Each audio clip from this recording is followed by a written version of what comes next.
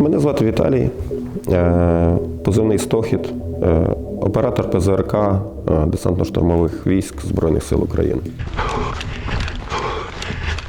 Більше 10 повітряних цілей. Тобто це реактивна авіація, гелікоптери, плюс є кілька, не кілька, один «Орлан».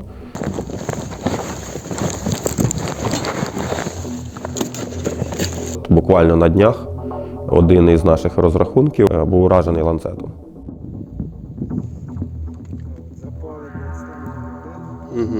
Я не можу зрозуміти, як можна було до цього додуматися. Один з цих хлопців бере пусту трубу і наводить на літак. Єдине, що просиш Бога, це тільки швидкої смерті. І все. По можливості вижити, але якщо вже смерть невідворотна, то хай вона буде швидкою. Пригадаю, 24 лютого 2022 року. Як воно для тебе розпочалося? Розпочалося з повідомлення від товариша в месенджері. І в ньому була така фраза на латині, якщо не помиляюся, дослівно «Viva la resistent» чи «resistance». Я такий, що це значить? Він «Вперед до спротиву». І я такий, давай зразу, вже зрозумів, що щось сталося, давай гортати телеграм-канали, і зрозумів, що почалася війна. Це, як би сказати, щоб така паніка якась була, не було по тій причині, що вже напередодні я отримав повістку як резервіст першої черги, і цього ж дня, 24-го, я мав вибувати в частину, за якою був закріплений.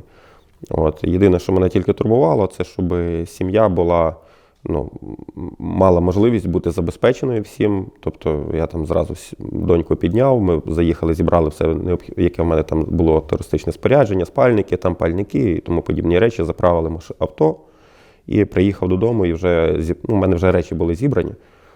Там буквально зізвонився з товаришем, яким ми теж мали вибувати туди в частину. Домовилися, в якій годині буде виїзд. Зібрав, у мене вже все було. Тобто на той час в мене була своя там каска, свій бронежилет, форма, взуття, все повністю екіпіроване, крім зброї.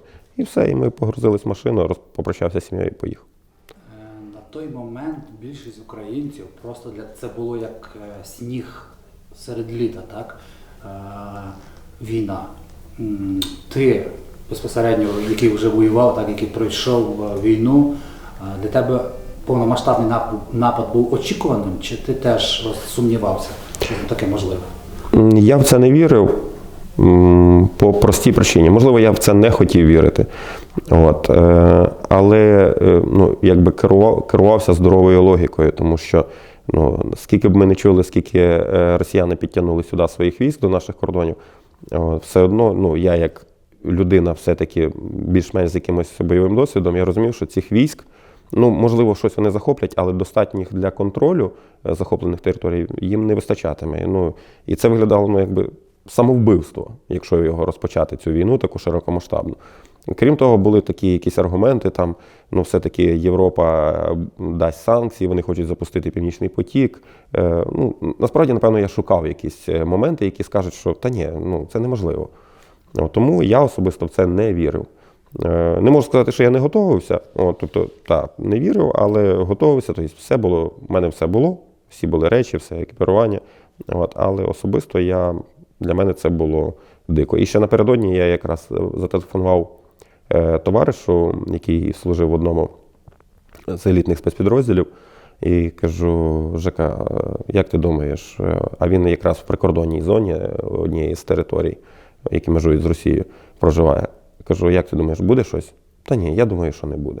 Думаю, просто, ми тут, каже, готові, тому що самі між собою хлопці говорили, і там місцеве населення, яке там проживає, що будемо битися, будемо, і давали вони там прикурити добре москалям. Але і він навіть цього не розумів. Не розумів, не вірив в це. Ти воював в Донецькому аеропорту. Ким ти був там по професії, так, на початку російсько-української війни? А це своїми словами скажи, будучи в Донецькому аеропорту, що? Да. Я був навідником автоматичного гранатомета АГС-17. От, я туди заїхав, це моя була основна спеціальність. От, але по факту вже ситуація там склалася така, що з цього озброєння там не було як працювати. Тобто він був АГС, але я з нього не працював. А от ти зараз на початку розмови ти сказав, що ти оператор ПЗРК, так? Чому ти обрав ось саме цей напрямок? Чи він обрав тебе? Так склалося, підійшли якби з пропозицією, ну тобто у нас був там великий актовий зал в частині, в якій ми прибули. От, і хлопці, нам треба ПЗРКшники, хто хоче йти на фах ПЗРК. Я так подумав, ну, бути рядовим стрільцем, коли ти там навіть настріляєш трішки тих москалів, там, це одна справа. А коли ти завалиш там якийсь літачок чи гелікоптер, ти нанесеш набагато більше якби, шкоди ворогу. А чому би і ні? І, ну, цікава професія, нова. Мені завжди було цікаво будь-яке озброєння для себе вивчати і розуміти, ну, тобто, хоча б на базовому рівні, як ним користуватися. Тобто зробити там чи пуск, чи то з РПГ там постріл, чи ще щось. Ну, це було цікаво. Хто був на початку в твоїй команді? Твій друг, який тобі пише латиною, він теж був з тобою? Ні, він зараз він теж з 24-го пішов, але вони в теробороні. Тут тероборона Волині. От, він отримав звання офіцера і дуже рветься на фронт. Це дуже класна, крута людина. От, і досвідчена, і мотивована. Але так склалося, що поки що цей підрозділ їх в зону бойових дій не залучали. От, і його це дуже, дуже напружує, тому що, ну, якби я, ще один мій товариш воює в іншому хорошому підрозділі, от, а цей товариш поки що тут, і його це дуже шалено напружує, що він не там. Отже, повернемося до ПЗРК. Важко було, скільки часу тривало навчання, і важко було осягнути взагалі саму суть, що тобі доведеться воювати не проти піхотинців, а саме проти російських літаків і новітніх і гелікоптерів? Взагалі не важко по тій причині, що ну, якби сама по собі це озброєння, воно досить, в принципі, просте. Тобто, і нам завжди мотивували, казали, хлопці, там стінгери поставляли в Афганістан, і якісь там бородаті чоловіки, які не вміли, можливо, не писати, не рахувати, і вони справлялися з цим озброєнням. Тим більше, каже, справитися з цим ви. Нам показали якісь базові навички. Для себе я тільки розумів, вже виходячи з певного свого там бойового досвіду, що не варто якби думати про те, що нам показали, я оце запам'ятав і все, я так відпрацюю. Тут має вже, для себе я розумів, що має все працювати на м'язовій пам'яті. Тобто, як ти будеш робити накол, так званий, запускати батарею, як ти будеш захвачувати ціль, супроводжувати її, це все має бути на м'язовій пам'яті. Тому що коли ти попадаєш в стресову ситуацію, ти бачиш, летить літак, там, наприклад, ну літака взагалі там, це окрема історія, його дуже важко вразити. От, ну, в таких умовах, яких вони зараз літають. От, тому для себе я розумів, що так, мені це показали, я собі щось там занотував, от, а далі це тільки практика. Тобто ти береш просто трубу і всі ці маніпуляції, все це має чик-чик-чик, механічно все працювати. От. Пригадуєш, де от ваші вже перші так, чергування підрозділу, як підрозділу ПЗРК? Де це відбувалося, в якому районі, на якому терені? Ну, це було на межі, на півночі Донецької області, на межі з Харківською областю. От. Ну, це було таких кілька виїздів. Тобто, ну, так побудована штатна наша структура, що будь-які підрозділи, які виконують певні завдання, вони мають прикриватися з повітря. Тобто, чи це артилерія, чи це якісь спостережні, командні там пункти, все має бути прикрите з повітря. От. Тому перші виїзди були от в той район. На жаль, на той час туди нічого не залітало вже, тому що це був орієнтовно кінець квітня, початок травня місяця. От, російська авіація понесла досить відчутні втрати, в тому числі від ПЗРК і від нашого там підрозділу, в якому я ще на той час не був. От, то вони вже почали боятися дуже і обережно дуже використовувати авіацію. Взагалі, ось ми говоримо про втрати росіян. Ти з ними зустрічався в Донецькому аеропорту у 2014-2015 році. На час повномасштабного вторгнення коли ти повірив, що їх можна знищувати і перемагати? Чи не було такої капельки сумніву, що це все-таки так звана Друга армія світу? Був сумнів. До широкомасштабного вторгнення я був все-таки впевнений, що в росіян, з поправкою на їхній ідіотизм і інші такі моменти, але все-таки я був впевнений, що вони вміють воювати. Тому що позаду в них була там 2 чеченських війни, агресія в Грузії, війна в Сирії.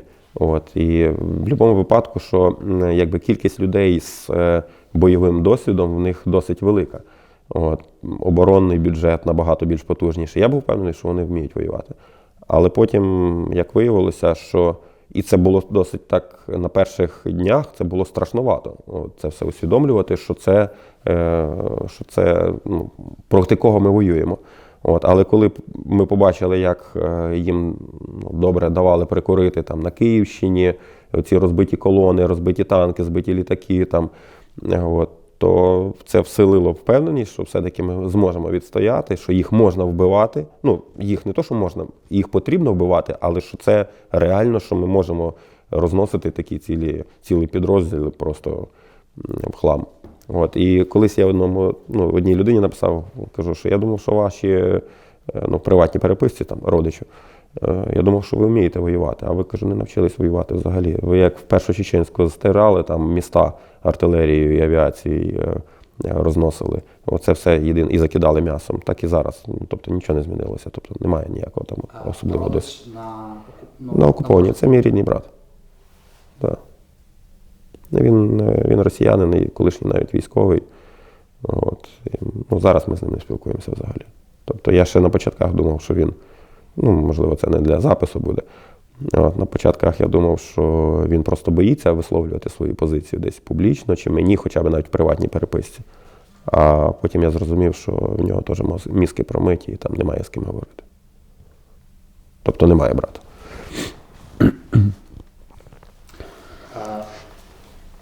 Закінчив цю тему. Була якась відповідь від нього? Чи, оскільки він все-таки військовий? Так, він написав, через що я зрозумів, що все-таки там промито все пропагандою. Що ти мені тут там скидаєш, це все? Чи ти мене постійно задовбуєш? Це моя страна, і я пойду її захищати. Я такий, кого захищати? Кого захищати ти собрався? Тих, хто прийшов нас вбивати, твоїх найрідніших людей, тому що реально тут вся сім'я його тут. Єдине, що там його дружина і дитина. А кого ти там собрався захищати? І все, і там обірвалося. Я після того вже з ним не спілкувався взагалі. І ти не знаєш, він воює чи? Він з мамою якось там підтримує ще трошечки зв'язок. Мама йому написала, що каже, якщо ти підеш воювати, в тебе немає матері. А він сказав, я ховатися, я прятатися не буду. Не знаю, спрятався, не спрятався. Пішов, не пішов, не цікавлюся цим. Коли тобі вже довелося безпосередньо використовувати твою зброю, ПЗРК, чи, можливо, інші якісь засоби проти боротьби з російськими гвинтокрилами чи літаками? На жаль, мені, можливо, десь в якійсь мірі соромно зізнатися, але в мене бойових пусків жодного немає. По якій причині? Мене це дуже напружувало, це шалено просто напружувало, що така склалася ситуація. Але пов'язано воно з чим? Знову ж таки з тим, що на початку наш підрозділ, наприклад, в нашому підрозділі вражені цілі були на початку, там перших буквально 2 місяці, що збивали активно. І я пишаюся тим, що зі мною служать такі товариші, які, в нас, наприклад, підрозділ, не буду називати його кількість, але він нас збивав більше або на одному рівні цілей з набагато підрозділами, в яких кількість особового складу набагато вища. І в нас реально служать такі круті хлопці. При тому хлопці є досить такі пригадую один випадок, який мені переповідали. Значить, була ситуація, коли виїхали на чергування, розрахунок, 2 ПЗРКшника, в них було з собою, якщо не помиляюся, 3 ігли і стінгер. От. Ну і заходить пара російських літаків, от. Вони роблять пуск з ігли, уходить ігла десь в сторону, вводить. Ну, там є певні пристрої на літаках, які можуть відвести ракету. Через те бажано практикується парний пуск. Тобто з невеличкою розбіжкою, от, там 2-3 секунди, але парний пуск.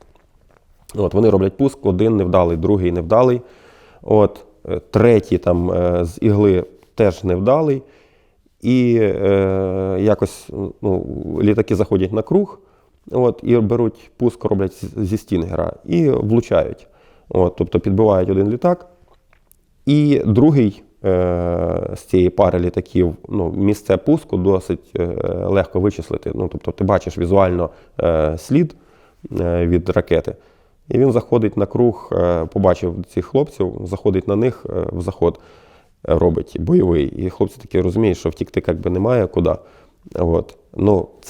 Це просто мені я не можу зрозуміти, як можна було до цього додуматися. Один з цих хлопців бере пусту трубу і наводить на літак, піднімає, і літак робить віраж і уходить. Я би до цього особисто не додумався.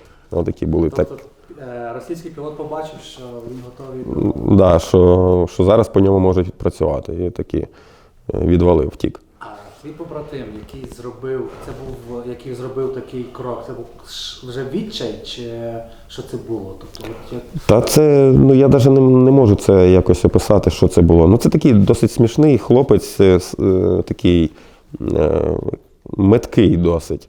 От, шустрий, і як він, чи це він в відчаї, просто в нього він бачить, що на нього заходить, і він такий, що робити? Хап, тут трубу на нього, чик, і літак ушов. Врятувалися хлопці.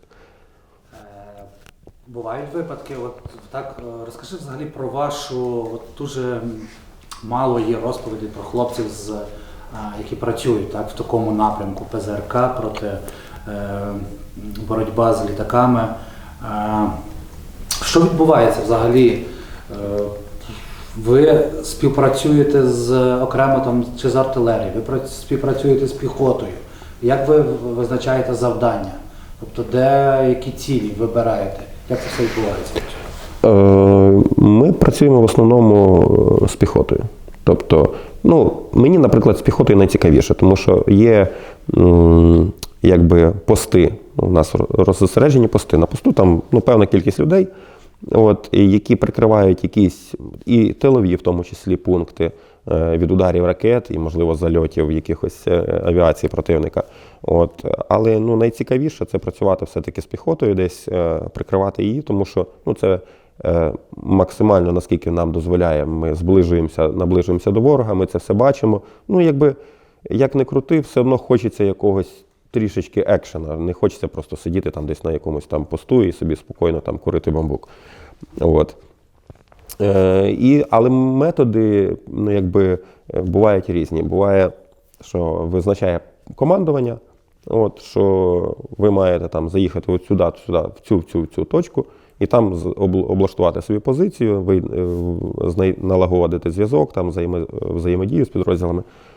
Але я вже неодноразово переконувався, то, що я такий розумний, що краще проявляти якусь таку трішечки здорову ініціативу. І це стосується не тільки ПЗРК, це будь-чого.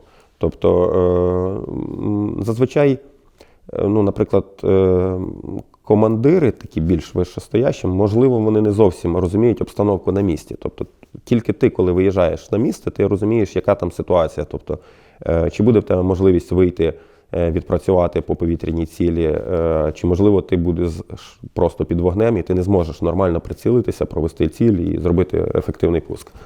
Тому мій рецепт особистий – це краще проявляти ініціативу, що давайте ми зробимо якусь там самі розвідочку, поспілкуємося з хлопцями з підрозділу, де що залітає, як часто залітає, і собі самі підберемо позицію, де жити, як взаємодіяти, як можна перевіримо там зв'язок, тому подібні речі. От. І це вже пропонуємо командуванню. От. Він, наш безпосередній командир, погоджує з своїм вищестоящим командуванням. От. І вони там тоді дають добро. Заходити, не заходити на ту позицію. От. Ну, це мій такий особистий рецепт. Я переконався, що так буде, так зазвичай краще. Ну, але іноді треба, що тобі кажуть, їдь туди, і ти все їдеш. Вже на місці розбираєшся. Дуже часто засідів наших снайперів, так, які заходять на позиції до піхотинців, і піхотинці бувають, що хлопці з піхоти кажуть, от ви зараз постріляєте там росіян, підете, а нам буде прилітати. Як в такому випадку відносяться хлопці з піхоти до вас, до бійців, ну, які працюєте з ПЗРК? Нема такого, так, що ви, мовляв, зараз там... Зробите пуск, а нас будуть розбирати почнуть. Ну, таких випадків я не пересікався, хоча один раз було звинувачення, ну, таке трошечки на нашу адресу, ну, це не я тоді робив пуск, попередня група, яку ми поміняли, а вони зробили пуск і вразили ворожий літак. І потім, коли ми їх поміняли, і нам кажуть, ну, військовослужбовці якогось певного підрозділу, який стояв на тій точці, населений пункт, не буду називати, і що каже, от ваші зробили пуск, підбили, і потім прилетіли знов літаки, пустили ракети, і там поприлітали, ну, загинули, на жаль, місцеві. От, було таке, що люди ще не встигли виїхати. А крайній раз, коли ми заходили на одну цікаву там точку, то там підрозділ дуже обрадувався, що зрадів, що ми зайшли. По тій причині, що, каже, вже задовбали ті літаки, гелікоптери. І ми такі, ну там ще показали нам відео, як залітає гелікоптер. Ми подивилися, звірили свою дальність, там такі думаємо, о, можна буде дати жару. Но, на жаль, я не знаю, що там, чи в них якась своя дорозвідка там, можливо, працює. Після того літаки там ще залітали, ну, кажу, по літаках дуже окрема історія, їх дуже важко вразити, тому що ти його не почуєш, поки він до тебе не підлетить і по тобі не відпрацює. Тобто, або ти його можеш візуально виявити, а оскільки там, ну, от цей крайній раз було, досить така погода, видимість поганенька, і літачки по нас відпрацьовували, але ми не змогли по них їх вразити. А гелікоптери їх чути здалека, але не підлітали, перестали залітати. Тобто там працюють з дальності там, 6 кілометрів, як мінімум. Ігли, стінгери, ну тобто всі ці засоби, вони не застарі для боротьби з винищувачами, так, з бомбардувальниками. Це саме їх обов'язок. Це саме їх обов'язок, і вони до цього, ну, ефективні. Це ефективна зброя, капець.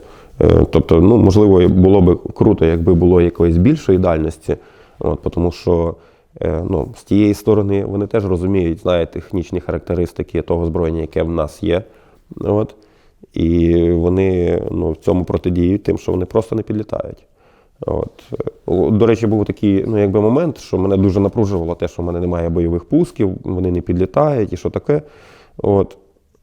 Але я потім собі зробив такий висновок. Якщо росіяни і їхня авіація боїться підлітати до нас близько, значить ПВО свою роботу робить. Саме в цьому і заключається. Наскільки можливо збити ту саму повітряну ціль, як створити такі умови, що вони максимум можуть неприцільно відпрацювати по ваших позиціях, а не залітати туди, скидати бомби там, по півтони і тому подібне. Тобто, якщо цього немає, значить ПВО на своєму місці. Хто був так на позиціях, так, хто знає, як працює літак, ну, страшно, так, реально. Як в такому випадку перебороти,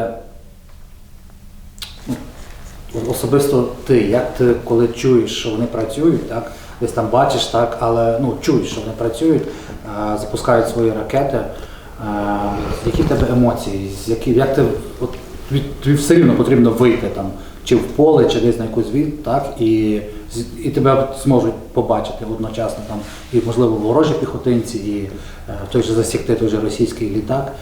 З якими емоціями, як себе перебороти? Чи достатньо тренуватись довго, чи якась інша формула успіху? Як перебороти страх? Ну, якби такої формули я не можу там вивести. Це просто потрібно бути зосередженим на своїй роботі, добре її знати. Відпрацьовувати, знову ж таки, повертаємося, м'язово все має бути м'язова пам'ять, ти все маєш механічно ці всі маніпуляції з своїм озброєнням проводити. От. І бути трошечки азартною людиною. Тобто в людини має бути якийсь, якщо його можна вивести в собі якусь таку, можливо, мисливця, таку, що ти от відчуваєш здобич і ти можеш по ній відпрацювати. І воно тоді, оцей азарт, він трошечки, можливо, це може зіграти і негативну роль, але він може трохи відключити оцей інстинкт самозбереження. І ти вибігаєш туди, куди ти маєш вибігти, і вже не думаєш про те, що тобі там можуть по тобі там щось відпрацювати, чи там піхота, чи ще якісь речі. 9 місяців повномасштабної війни. Ми навіть не говоримо так, за 9 років, просто 9 місяців повномасштабної війни. Можна вже сказати, от твоя група, твій підрозділ, в який ти так працюєш, є кількість якась збитих цілей вами, так? Можна про це говорити? Можна. На наш підрозділ це більше 10 повітряних цілей. Тобто це реактивна авіація, гелікоптери, плюс є кілька, не кілька, один Орлан. Орлан 10 був збитий. Але стінгери в нас не працюють по Орланах, тому що неефективно по них працювати. Досить дороге задоволення і вірогідність ураження досить низька. А так звані дрони камікадзе, особливо ці іранські, доводилось з ними зустрічатися? Ми з ними не пересікалися. Єдине, що буквально на днях один із наших розрахунків, які на ЗУ-23-2 на базі ЗІЛа працюють, був уражений ланцетом. Ланцетом, слава Богу, що всі живі, тільки водій отримав баротравму. А іменно з дронами іранськими не пересікалися. Мені здається, що вони все-таки більше по центру працюють і по півдню. А як доводиться, чи часто у вас підрозділ, так, ми знову ж таки беремо як хлопців з піхоти, з артилерії, будь-які мобілізовані, приходять, які не були військовими, і не всі готові воювати. За цих 9 місяців траплялися тобі такі бійці, чи в твоєму підрозділі, чи, можливо, там піхотинці, хлопці з піхоти, з якими ти там знаходишся на позиціях, ти використовував свій бойовий досвід вже роковий, так, для того, щоб там чи навчити, чи підтримати? Були такі випадки, щоб, можливо, там розмовою доводилось, чи приганьбити, сказати, чувак, чого ти приїхав сюди? Ти не навчений. Були такі моменти. Там не було такого прямої відмови виконувати бойові завдання. Просто була ситуація, що це був другий мій бойовий виїзд. І досить потужно по нас працювала артилерія, дуже навіть потужно.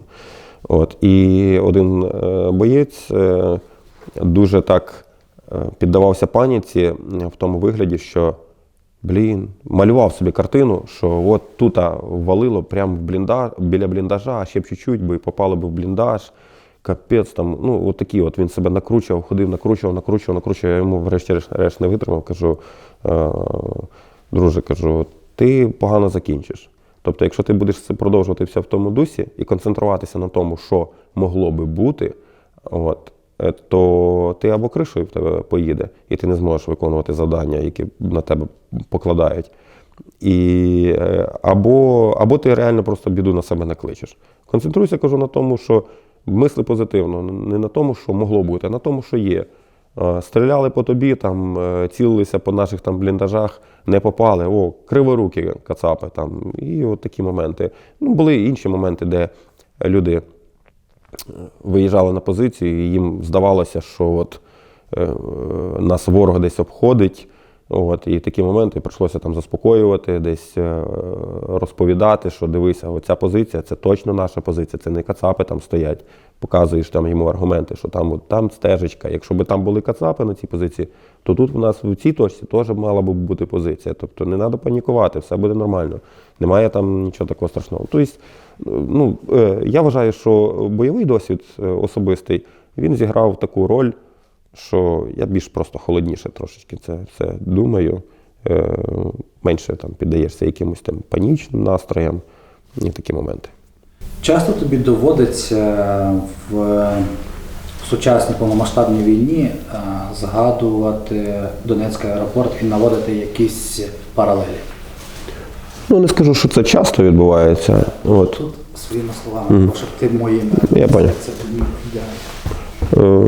Не можу сказати, що я часто згадую і проводжу паралелі. Ну, як, проводилися паралелі, і я розумію, що ця війна набагато є гарячішою, ніж було тоді. Так, в аеропорту було шалено гаряче, і були, кажу, моменти відчаю, і шалених втрат, і тому подібне. Але те, що було зараз в аеропорту, це є практично вся лінія бойового зіткнення. Скрізь відбувається те саме. Тобто шалені втрати, робота артилерії, неможливість евакуації. Це все дуже тяжко. Тому для мене якби аеропорт це є така велика сторінка життя, скажімо. І я, як я вже говорив неодноразово, з безмежною повагою відношуся до тих, хто там воював і хто там віддав своє життя. Але зараз переживають це все набагато більше людей, набагато більше військових гине. Тому так, така моя. Через 8 років пройшло вже з того моменту, так, коли відбувалися бої в Донецькому аеропорту. От зараз ти вже можеш, знаходишся скільки років, вже місяців під час повномасштабної війни, ти можеш зараз безпосередньо сказати, що для тебе ДАП, так? Ми на цю тему з тобою говорили, ти собі задавав це питання, можливо, у 2015 році, ми на цю тему з тобою говорили у 2020 році.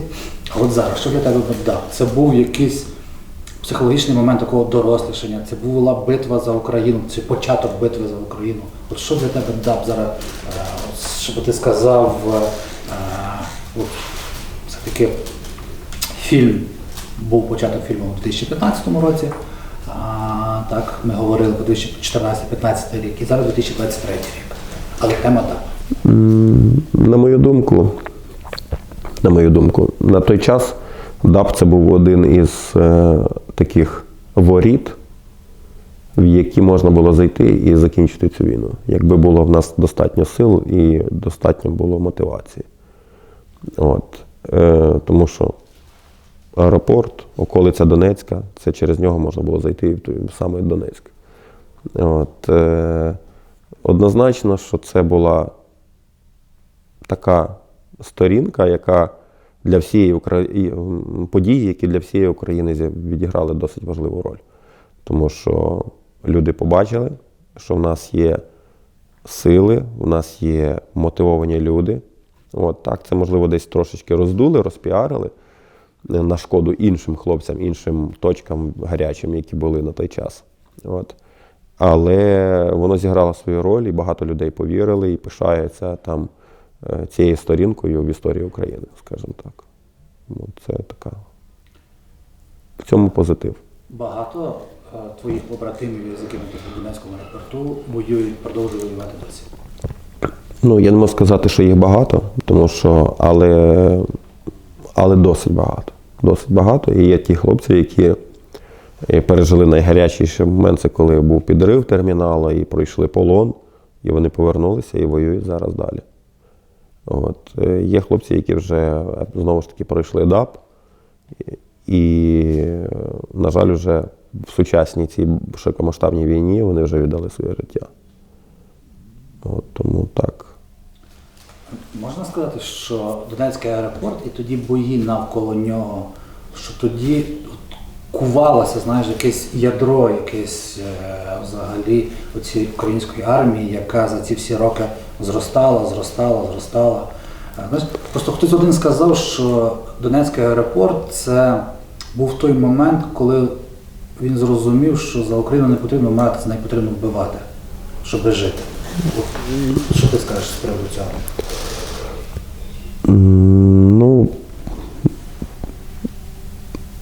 Сказати, що однозначно, однозначно ми всі розуміємо, ми всі хочемо жити, ми хочемо жити в вільній країні. І я не можу взагалі там навіть обговорювати, сперечатися з тим, що з цими словами, що за Україну треба вбивати. я вважаю, що, скажімо, аеропорт це така була перша точка, напевно, де українці показали, що вони можуть без театралізованості вбивати москалів. Ну, не хочеться згадувати цитату російського цього журналіста, але є такий журналіст Невзоров, колись на певному етапі я там дивився його інтерв'ю,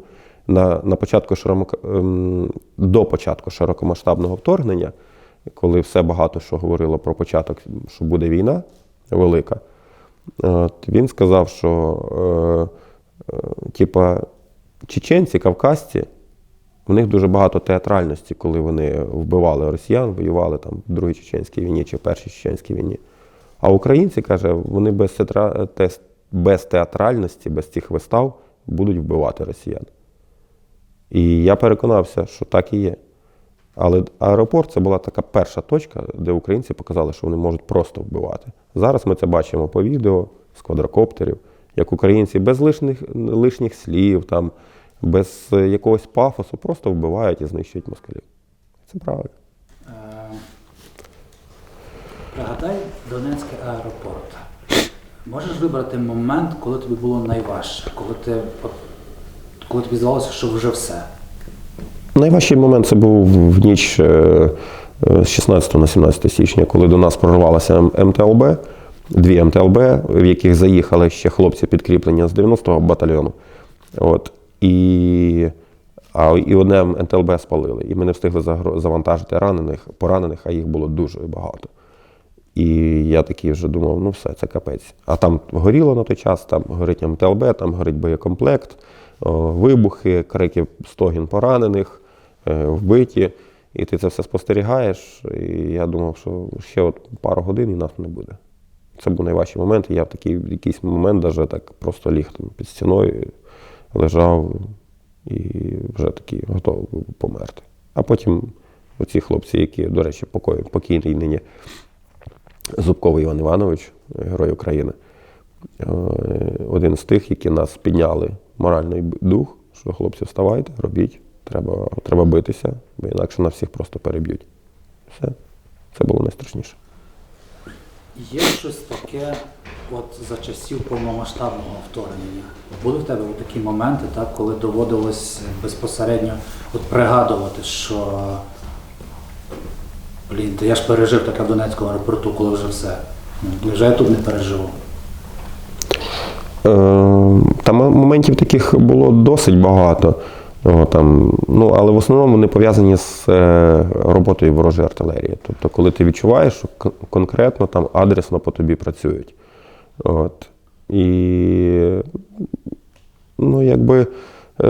Я не можу їх порівняти з тим, що було на той час в ДАПі, але було досить страшно. І через те я завжди наприклад, в таких моментах єдине, що просиш Бога, це тільки швидкої смерті і все.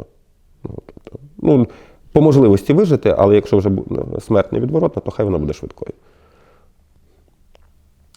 Наскільки кажуть, що навіть атеїсти на фронті стають віруючими?